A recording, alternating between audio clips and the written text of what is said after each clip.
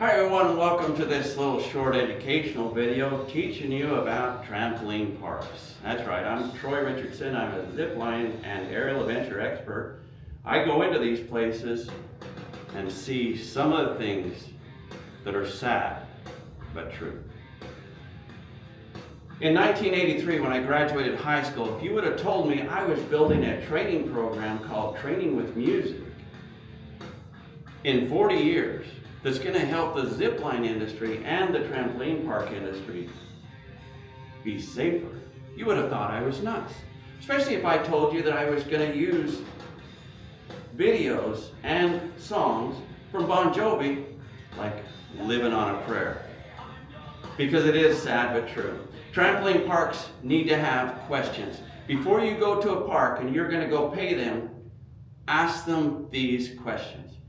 Do they follow the standards? The standards they need to follow are F2959, which is an American Society for Testing of Materials, ASTM standard. So ASTM F2970. If I said 59, that's for aerial adventure, and sometimes that is in your trampoline park because trampoline parks are putting zip lines in there. So do they follow the standards? The second thing is, are they having inspections, daily inspections? And of those inspections, are they documenting them? If they're not documenting them or they have no idea, just know that their equipment or components in there are not being inspected and they could fail. The next thing is to make sure that they are being trained. Ask them how much training they're getting every year, what kind of training it is. Ask them also if they do rescue training. Because rescue training is a common occurrence in this industry. When somebody gets injured, breaks an ankle, neck, you name it, in the trampoline park industry, your staff needs to be capable of handling that incident and doing it effectively.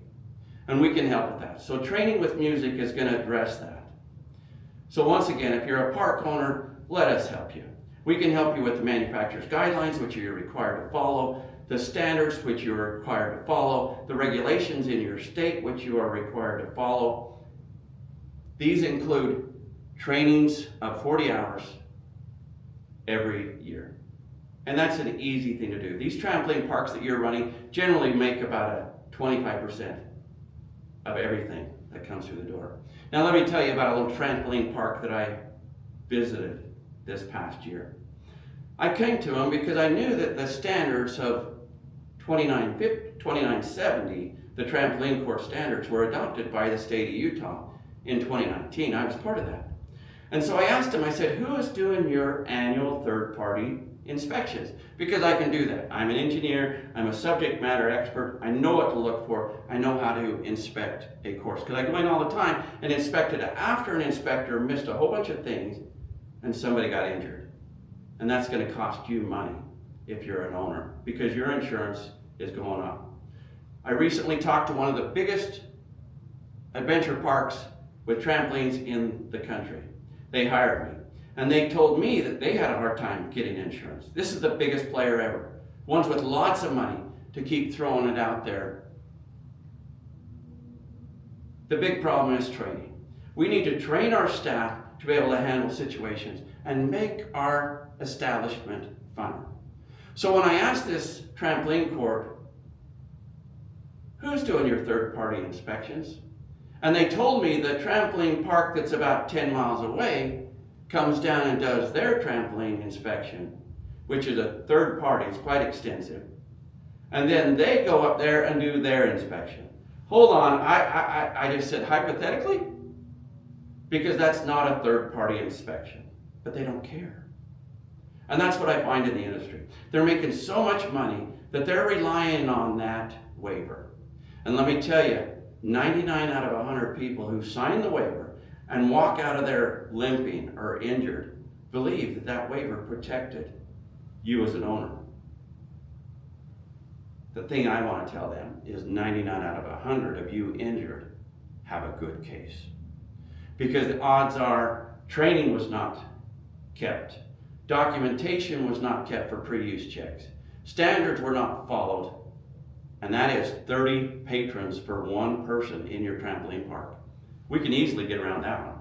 Then if you're not keeping all your documentation and records so that I can look at them and make sure that you're doing what you're supposed to be doing, which are in the guidelines of the manufacturer, they're in the state, they're in the standards. So regulations, laws, and guidelines are required for all aerial amusement parks. And if you're not following them, you're setting yourself up for higher insurance rates, which are ruining the industry. I know because I sell products like zipline safety products with 0 accidents, and I have insurers asking me for $25,000 to sell my first $200 friction braking trolley that has had 0 accidents in 23 years at Park City Mountain Resort, the first zipline I built in 2002. Please ask the questions. Are you following the standards? Do you have inspections? Who does your third-party inspections? And when was your last incident? Because odds are, these places are having incidents at least monthly. Thanks for watching. Have a great day.